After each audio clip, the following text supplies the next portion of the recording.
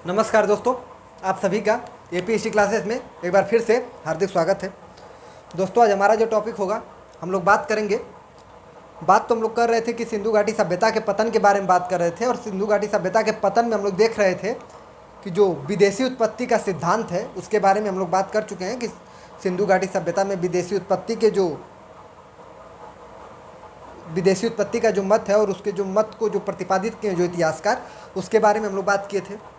आज हम लोग बात करेंगे सिंधु घाटी सभ्यता के स्वदेशी उत्पत्ति के जो इतिहासकार हैं कि सिंधु घाटी सभ्यता का उद्भव स्वदेशी मतलब देश में ही यानी भारत में ही हुआ था। उस इतिहासकार को मानने वाले कौन से हैं, और उसमें भी कई तरह के इतिहास हैं, उसके बारे में बात करेंगे। इतिहासकार हैं उनके बारे में बात करेंगे। और दूसरी बात यह है कि जो क्रमिक विकास का सिद्धांत था उसके बारे में बात करेंगे, और देखते हैं कि सिंधु घाटी सभ्यता में जो उसके उद्भव का कारण है, सबसे ज़्यादा बताया जाता है कि सिंधु घाटी सभ्यता में उद्भव का कारण क्या बोलते हैं, ये था क्रमिक विकास का सिद्धांत। क्रमिक विकास के सिद्धांत के बारे में बात करेंगे। तो पहले हम लोग बात करेंगे स्वदेशी उत्पत्ति का सिद्धांत। देखिए यहाँ पे स्वदेशी उत्पत्ति का सिद्धांत। देखिए स्वदेशी उत्पत्ति के सिद्धांत के जो प्रतिपादन किए थे जो इतिहासकार, उनमें देखिए बीबी लाल हैं और कई भी हैं। सर्वप्रथम बीबी लाल ने कहा था कि ऋग्वैदिक आर्य एवं हड़प्पा सभ्यता के लोग एक ही थे। जैसे बीबी लाल का कहने का मतलब ये था कि सिंधु घाटी सभ्यता के जो लोग थे और ऋग्वैदिक आर्य जो थे वो दोनों एक ही थे। और कुल मिलाकर इनके कहने का मतलब है कि ऋग्वैदिक आर्य ही क्या बोलते हैं, सिंधु घाटी सभ्यता के लोग। सिंधु घाटी सभ्यता के उद्भव में उन्हीं का हाथ था।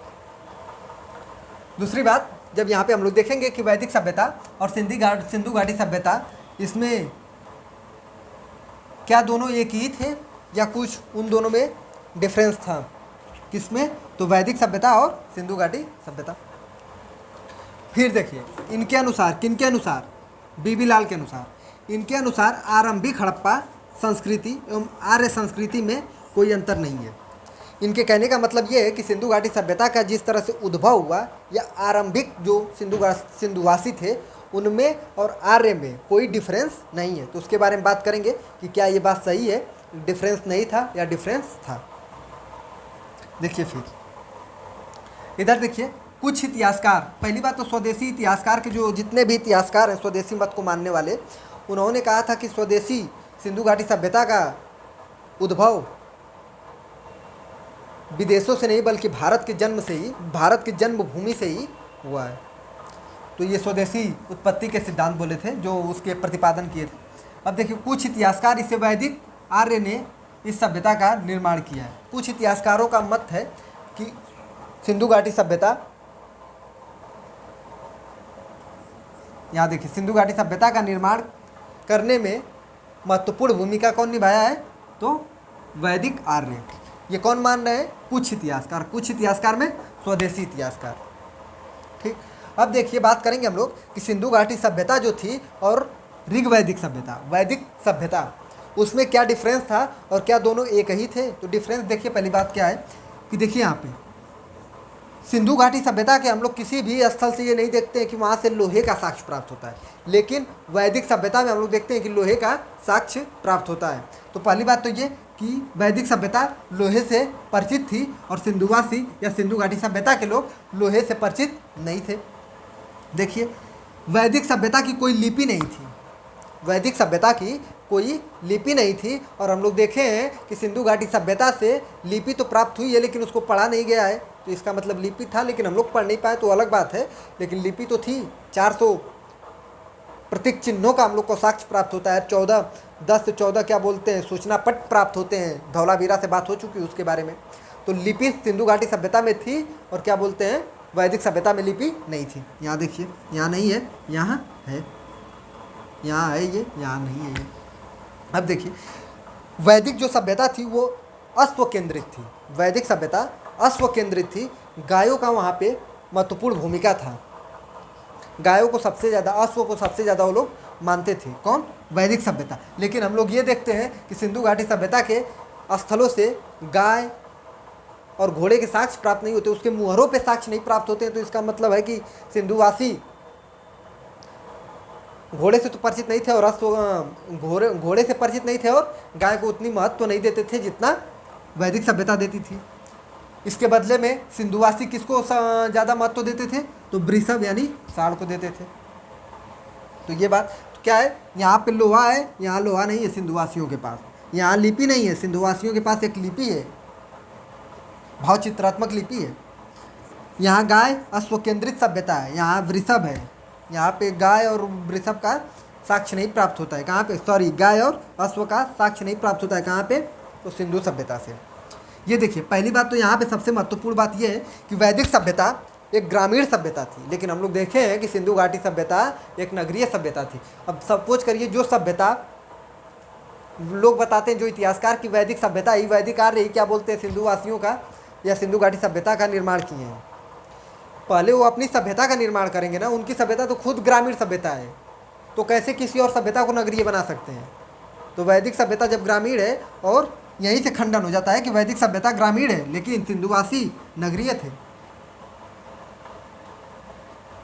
यहाँ देखिए, वैदिक सभ्यता लिंग, मूर्ति, योग, मतलब लिंग पूजा, मूर्ति पूजा और योग का प्रचलन नहीं था। और हम लोग देखे हैं कि लिंग पूजा, मूर्ति पूजा और क्या बोलते हैं, बहुत सारी मूर्तियों का साक्ष्य प्राप्त होता है, और इसी आधार पर हम लोग बताते हैं कि सिंधुवासी मात्र सत्तात्मक था सभ्यता उन सबों का। तो लिंग पूजा, मूर्ति पूजा, पीपल पूजा, पशु पूजा है, और क्या बोलते हैं, योग का सबसे पहली बार हम लोग देखते हैं कि सिंधु घाटी सभ्यता से ही पता चलता है हम लोग को। तो योग पूजा, सॉरी, योग पूजा भी करते थे लोग, योग। तो लिंग पूजा, मूर्ति पूजा और योग का साक्ष्य हम लोग को देखते हैं कि क्या बोलते हैं, सिंधु घाटी सभ्यता में मौजूद थी, लेकिन वैदिक सभ्यता में मौजूद नहीं थी। तो इस प्रकार हम लोग कह सकते हैं कि ये जो इतिहासकारों का मत है कि वैदिक आर्यों ने ही इस सभ्यता का निर्माण किया, ये ऐसा नहीं हो सकता है। ठीक, अब इधर आइए, देखिए, कुछ इतिहासकारों का मत है कि सिंधु घाटी सभ्यता का निर्माण द्रविड़ लोगों ने किया था। जब हम लोग बात कर रहे थे कि सिंधु घाटी सभ्यता में कौन सी जाति सबसे ज़्यादा थी, तो वहाँ पे बात हुआ था कि द्रविड़ लोग सबसे ज़्यादा थे। कौन थे? तो द्रविड़ लोग। तो उसी को आधार बनाकर कुछ इतिहासकार बताते हैं कि सिंधु घाटी सभ्यता का निर्माण द्रविड़ लोग किए थे। यहाँ पे देखिए, सुनीति कुमार चटर्जी का मत है कि द्रविड़ों की जो एक भाषा थी ब्राह्मी, क्या नाम था? ब्राहुई। यहाँ देखिए लिखा भी है, ब्राहुई भाषा बलूचिस्तान में प्रचलित थी, अतः इन्हीं को निर्माता मानना चाहिए। सुनीति कुमार चटर्जी का मत है कि जो द्रविड़ों की भाषा थी ब्राहुई, वो बलूचिस्तान से उसका साक्ष्य प्राप्त होता है, और इस आधार पे सिंधु घाटी सभ्यता का निर्माण द्रविड़ लोगों ने किया। लेकिन जब हम लोग बात करेंगे कि द्रविड़ निर्माता नहीं हो सकते हैं, तो क्यों नहीं हो सकते हैं, तो हम लोग बात करते हैं कि सिंधु घाटी सभ्यता एक नगरीय सभ्यता थी, लेकिन द्रविड़ लोग ग्रामीण सभ्यता थी। उन लोग को नगरों की, शहरों की क्या बोलते हैं, ज्ञान नहीं था, लेकिन सिंधुवासियों के पास शहर था, नगर था, यहाँ व्यवस्थित, यहाँ पे क्या बोलते हैं, सिंधु घाटी सभ्यता के पास व्यवस्थित सड़क थे, नालियाँ थीं, घरों के साक्ष्य प्राप्त होते हैं, लेकिन द्रविड़ सभ्यता में ये सब नहीं था, क्योंकि वो नगरीय नहीं था। सिंधु घाटी सभ्यता नगरीय थी, तो इस मत को हम लोग नहीं मान सकते। ठीक, मत को खंडन करते हुए चलिए, अब देखिए यहाँ पे फेयर सर्विस एवं रोमिला थापर, देखिए बहुत प्रमुख इतिहासकार हैं। फेयर सर्विस एवं रोमिला थापर का मानना है कि बलूची ग्रामीण संस्कृति से इस सभ्यता का निर्माण हुआ है। फेयर सर्विस और रोमिला थापर, इन दोनों का मानना है कि बलूची ग्रामीण संस्कृति से इस सभ्यता का जन्म हुआ। जब यहाँ पे बात आ चुकी कि ग्रामीण संस्कृति थी बलूची, तो कैसे हम लोग कह सकते हैं कि ग्रामीण लोग आके क्या बोलते हैं, सिंधु घाटी सभ्यता को नगरीय बनाए? पहले तो खुद नगरीय होंगे ना, फिर तो बाद में किसी और को देंगे। पहली बात तो बात ये समझिए आप यहाँ पे कि जब मेरे पास कुछ ज़्यादा रहेगा तभी तो हम किसी और को देंगे। जब मेरे पास नहीं रहेगा तो मैं कैसे किसी और को दे सकता हूँ? तो वही बात यहाँ पे लागू करिए कि जब मेरी सभ्यता ग्रामीण है तो मैं कैसे किसी और की सभ्यता को नगरीय बना सकती हूँ? तो वही बात है यहाँ पे। अब देखिए, इन तीनों मत को हम लोग नहीं मान सकते कि स्वदेशी उत्पत्ति में कुछ इतिहासकार बताते हैं कि आर्यों ने बनाया, तो ये भी बात गलत। द्रविड़, ये भी नहीं। आप खुद अब यहाँ पे समझ सकते हैं, जिसका ऑप्शनल सब्जेक्ट है हिस्ट्री, वो खुद अपने से बता सकता है। अब देखिए, सर्वप्रथम ये सब बात थोड़ा सा फैक्ट था। अब देखिए, जो क्रमिक विकास का सिद्धांत जो इतिहासकार देते हैं, वो बताते हैं कि सिंधु घाटी सभ्यता क्रमिक विकास के सिद्धांत के आधार पर आगे ग्रामीण से नगर हुआ होगा। कुछ इतिहासकारों का मत है कि उन्होंने बताया, और सबसे ज़्यादा मान्य भी यही है कि क्रमिक विकास का सिद्धांत। जैसे हम लोग देख रहे थे कि कोटदीजी से और अन्य स्थलों से कुछ स्थलों को किलाबंद किया जा रहा था, पता है ना आपको, बताया भी हूँ। कुछ स्थलों को किलाबंद किया जा रहा था, और जब किलाबंद किया जा रहा था तो ऐसा बताया जाता है कि वो, जैसे मान लीजिए यहाँ पे ये कुछ शहर है, ठीक, सॉरी गांव है, इसको किलाबंद किया गया, तो ऐसा बताया जाता है कि ये प्रक्रिया रही होगी कि सिंधुवासियों की, कि चलो ऐसे धीरे धीरे हम लोग क्या बोलते हैं, नगर की तरफ बढ़ रहे हैं। जब ये किलाबंद हुआ तो फिर ये हुआ, फिर ये, ऐसे करते करते एक सभ्यता बनी, तो ग्रामीण से नगरीय बनी। हाँ, ग्रामीण से नगरीय बनी। शुरू में हम लोग देखते हैं कि कहीं से लकड़ी के नालियों का साक्ष्य प्राप्त होता है, तो मतलब वो चाहते थे कि हम लोग की सभ्यता नगरी हो, धीरे धीरे वो क्रमबद्ध रूप से आगे बढ़ रहे थे। नाली लकड़ी के मिले, फिर उसके बाद हम लोग देखते हैं कि ईंटों के नालियाँ मिलने लगी, सड़क समकोण पर काटने लगे, घरों को क्या बोलते हैं, वो एक मंजिले से 2 मंजिले बना रहे हैं, तो ये नगरीय प्रक्रिया का स्वरूप है।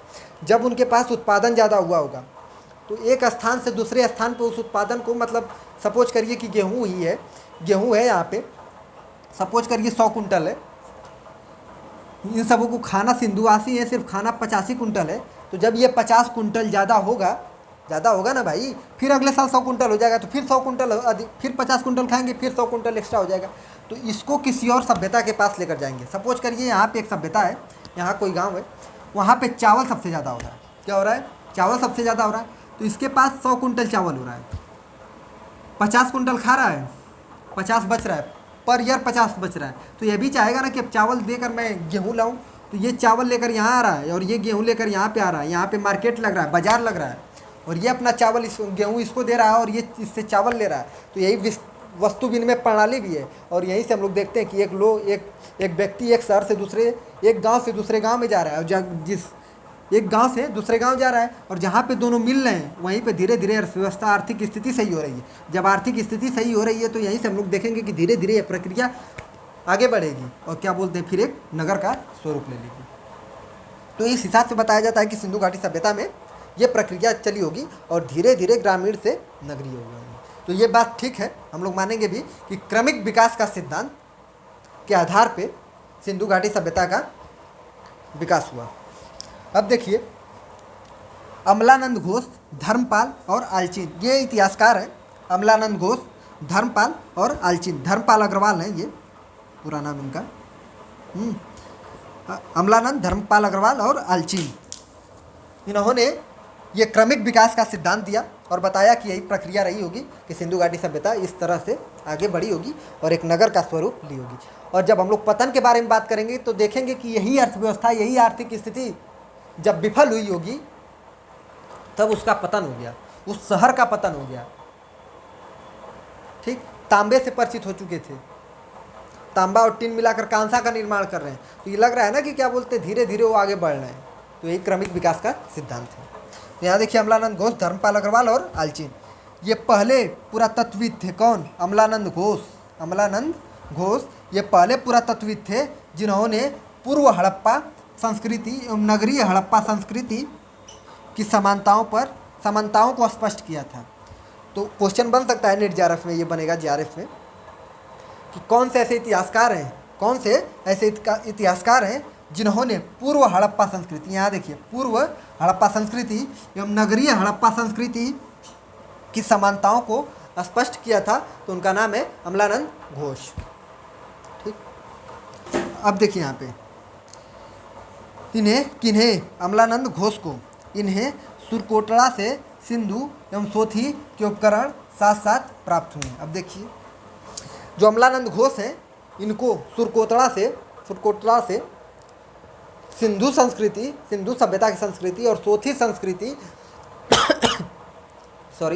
सिंधु संस्कृति और सोथी संस्कृति के उपकरण एक साथ प्राप्त हुए हैं। तो ये क्वेश्चन आईएएस में बना था कि किस इतिहासकार को सोथी संस्कृति और हड़प्पा संस्कृति के दोनों उपकरण एक साथ प्राप्त हुए, तो उनका नाम क्या है? अमलानंद घोष।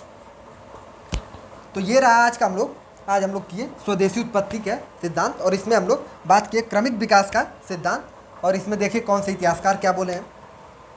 तो हम लोग तो पतन देख लिए कि सिंधु घाटी सभ्यता का उद्भव कैसे हुआ ना। देशी उत्पत्ति का सिद्धांत देखें, विदेशी उत्पत्ति का सिद्धांत देखें और एक क्रमिक विकास का सिद्धांत देखें। यहाँ पे इस बात को याद रखिएगा, क्रमिक विकास का सिद्धांत। अभी इस सिद्धांत को हम लोग लागू करेंगे कहाँ पे, जब सिंधु घाटी सभ्यता के पतन के बारे में बात करेंगे। तो फिर नेक्स्ट वीडियो में मिलेंगे और वहाँ पे हम लोग बात करेंगे सिंधु घाटी सभ्यता का पतन कैसे हुआ और एक जो नगरीय स्वरूप था उसको कैसे हम लोग देखते हैं कि वो समाप्त हो जाता है। और फिर उसके बाद ताम्रपसालिक संस्कृति पढ़ेंगे, फिर वैदिक संस्कृति पढ़ेंगे। तो उसको आगे हम लोग करेंगे। तो मिलते हैं दोस्तों नेक्स्ट वीडियो में। धन्यवाद।